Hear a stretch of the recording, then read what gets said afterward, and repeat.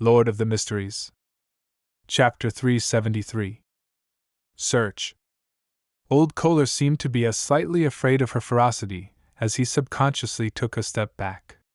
Liv, this is a detective, and he wishes to help you find Daisy. Liv's wrinkled, peeling face turned to Klein and said coldly, We've already made a police report. Although she was perhaps in her 30s, she looked to be in her 50s.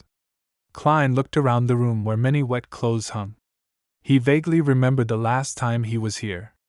There had been a 13 or 14-year-old girl, carefully holding a crude homemade iron to iron the clothes which had wrinkled from being hung to dry. Her hands had been covered with burns. She's the missing Daisy.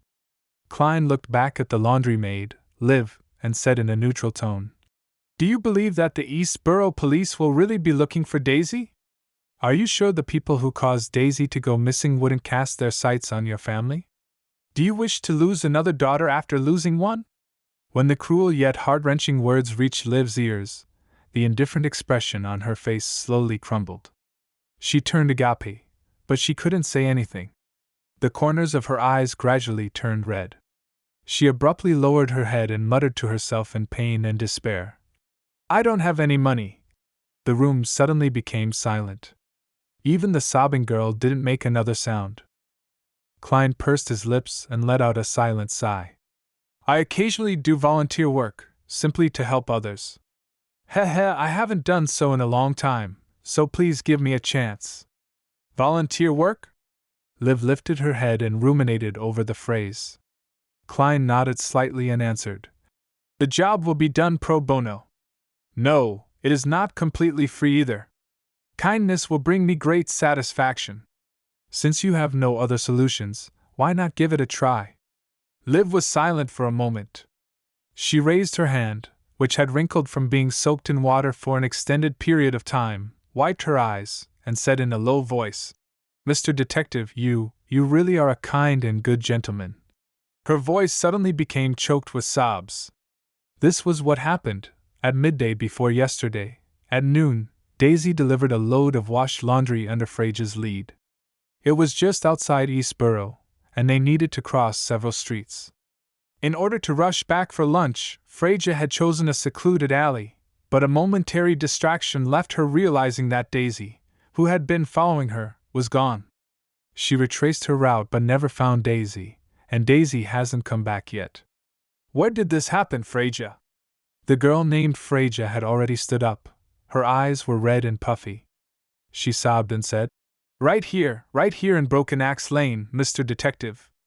Will Daisy be all right? Probably, Klein replied without much of an expression.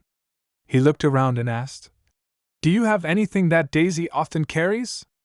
I can borrow a police dog. It has an excellent sense of smell and can be used to find a person based on the lingering scent. No, Liv thought for a moment and said with a sad expression. Frezia once again shed tears. She felt as if the situation had turned into one of despair once again. Suddenly she blinked and said, Wait, there's something. Daisy's vocabulary book. Vocabulary book? Old Kohler asked. Liv sniffed and said, I make Frezia and Daisy attend the free school at night. I can keep washing clothes, but they can't always be doing the same. This lady is such a good mother. Klein couldn't help but sigh. The free classes offered at night were set up by the 3 major churches or some charity organizations. From 8 to 10 o'clock in the evening, the school would be free of charge and would even provide stationery and a certain amount of paper. It was an education that was need-blind, and it would at most involve some religious knowledge. Klein had heard old Neil mention that he had once been a teacher for the Church of Evernight for several years. Because there were very few people who volunteered to be teachers in the free school, a unique teaching method was established. Teachers would arrive early, gather the few students who had the best academic progress, imbue them with the content for that day's class, and then put them in charge of teaching the different classes.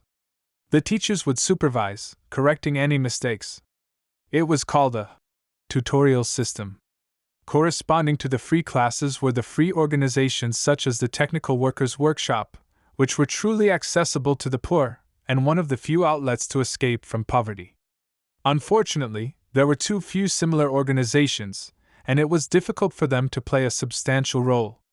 At this moment, the sobbing Freyja added, Daisy liked studying very much. She was made the tutor of her class by her teacher. She would put together the vocabulary words she had copied and hug them in her bed every day. She would wake up early and go out into the street to recite them under the light of dawn. She's always found it regretful that there are no street lamps around here. As she spoke, Freyja rushed back to the bunk bed and took out a stack of crumpled paper from under the tattered pillow. Due to it being in a humid environment for extended periods of time, the words that were copied on it had already smudged. The edges of the sheets of paper were worn out, as though they had been turned over and over by someone for a long time. Mr. Detective, is this okay? Freyja handed Klein the so-called vocabulary book, which had no binding at all, and anxiously asked. Yes, Klein answered very simply. He wasn't trying to comfort Freyja. Although it wasn't the kind of items Daisy carried around all the time, it was something that had accompanied her all this while. Moreover, it had been projected with Daisy's strong will. It was excellent for using it as dowsing to seek her out.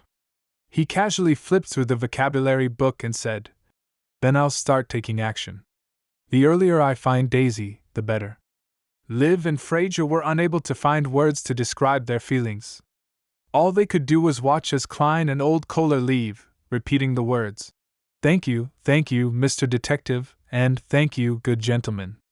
After leaving the apartment, Klein turned to old Kohler and said, You should pay attention to those female textile workers who lost their jobs, especially those who have either found new jobs nor become street girls, and pay more attention to those who have gone off to unknown places. Pay attention to your own safety. Ask less and listen more. If you do this well, you'll get a bonus. All right. Old Kohler nodded heavily. He didn't immediately bid farewell.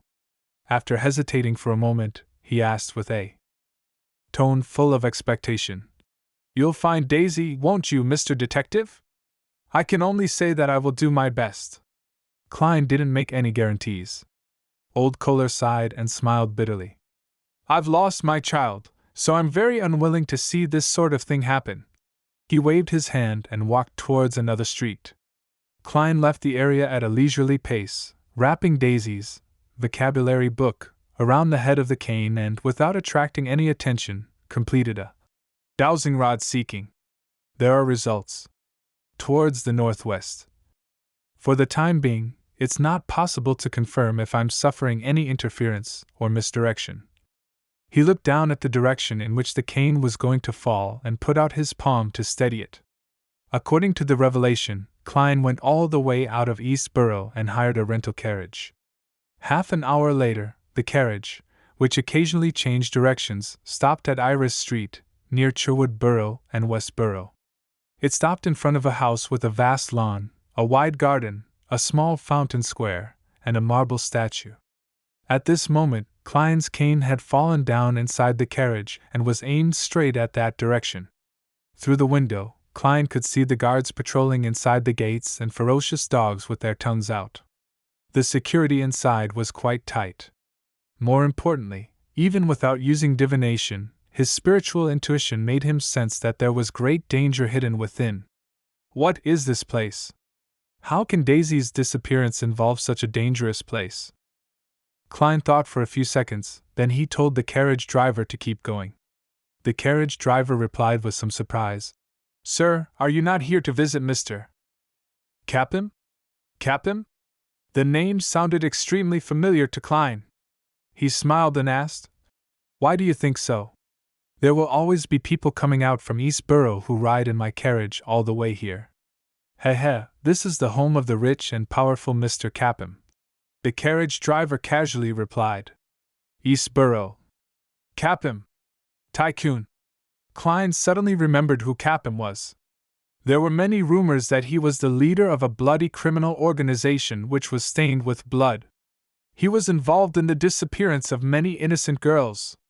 And in reality, he was a tycoon who knew quite a few important figures. Without another word, Klein leaned back against the wall and half closed his eyes. The horse carriage slowly moved forward. The luxurious villa was left behind as it disappeared from the window. In a small booth in a coffee shop. Furs already knew that the old man across her was called Lawrence Nord, who came from Midshire's Constant City and was a public school teacher. He didn't know that Mrs. Alisa's husband was dead, nor that Mrs. Alisa had inherited his estate and become a beyonder, much less know that Mrs. Alisa had left me her relics. Could he also be a beyonder? Does he have the ability to divine? After taking a sip of Fermo coffee, she organized her words and said, I was a doctor at the nearby Yosefov clinic, and Mrs. Alisa came to see me often. That was when her husband, Mr. Labero, had already passed away. Sometimes I would accompany her by chatting with her and helping her do things like. So in the end, she made a will, giving me her savings and cash. She donated jewelry, books, furniture, and other things to a charity. This was done under the supervision of her assigned law firm. Furs was telling the truth, but not the whole truth. Lawrence pinched his forehead and said, What a pity! I don't understand why Alisa didn't contact me over all those years. She didn't mention your name. She was vaguely dissatisfied with Mr. Labero's family. Furs replied frankly. Lawrence fell silent for a moment before saying, Thank you for informing me. It has made me understand certain things. By the way, where are Labero and Alisa buried? Grim Cemetery. Furs took out a pocket watch and gave it a look before saying, Mr. Lawrence, I still have things to tend to. I should be leaving. Lawrence didn't stop her. He got up and saw her off. After sitting down again, he rubbed his temples in distress and silently muttered to himself, Labero is dead, and he didn't leave any children behind, and I don't know what Alisa did to his beyonder characteristic. Richard died at the hands of the Aurora Order. Sam doesn't even wish to contact us at all, having no interest in shouldering the responsibility of the family name. Will the Abraham family slowly disappear like this?